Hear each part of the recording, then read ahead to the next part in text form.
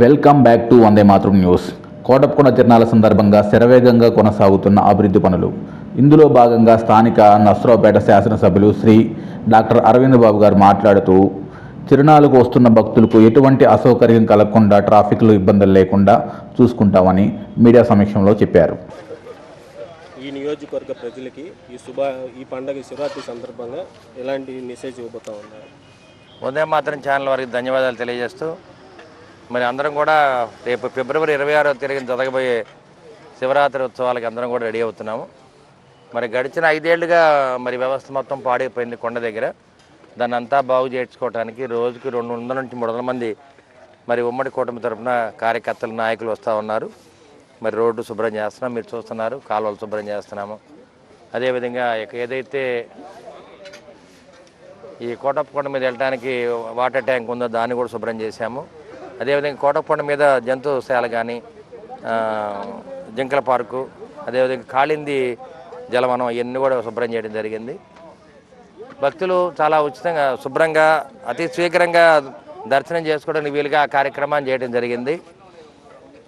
అదేవిధంగా మంచినీటి సదుపాయం బాగా ఉండేటట్టు చూస్తున్నాము. అదేవిధంగా భక్తులకి ట్రాఫిక్ జామ్ జరగకుండా మరి పోలీసు వారు కూడా చర్యలు తీసుకున్నారు. ఇంతకుముందు కూడా కనీ ఎన్నడూ లేని విధంగా మరి శివరాత్రి ఉత్సవాలను జరిపే బాధ్యత ఉమ్మడి కుటుంబం తీసుకోవడం జరిగింది. మరి ఎమ్మెల్యేగా అరవింద్ బాబు, అదేవిధంగా నారా చంద్రబాబు నాయుడు గారు దీన్ని ప్రతిష్టాత్మకంగా తీసుకున్నారు.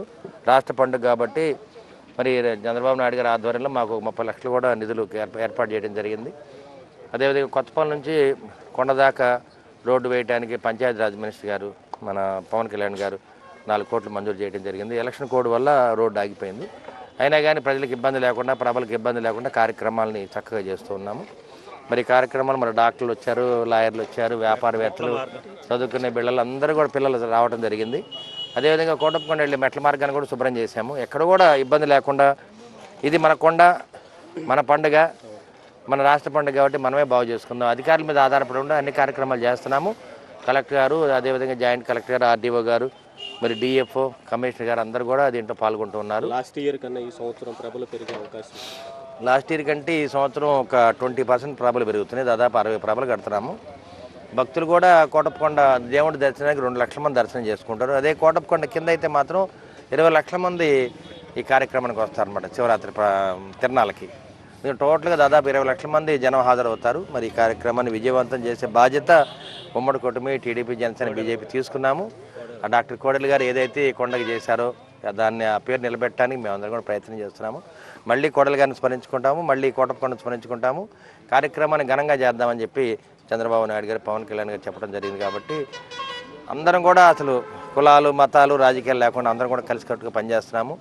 మట్టి మన వాళ్ళు తోలిస్తున్నారు, రోడ్లు మనమే శుభ్రం చేసుకుంటున్నాం, కాలువ బాగు చేసుకుంటున్నాం.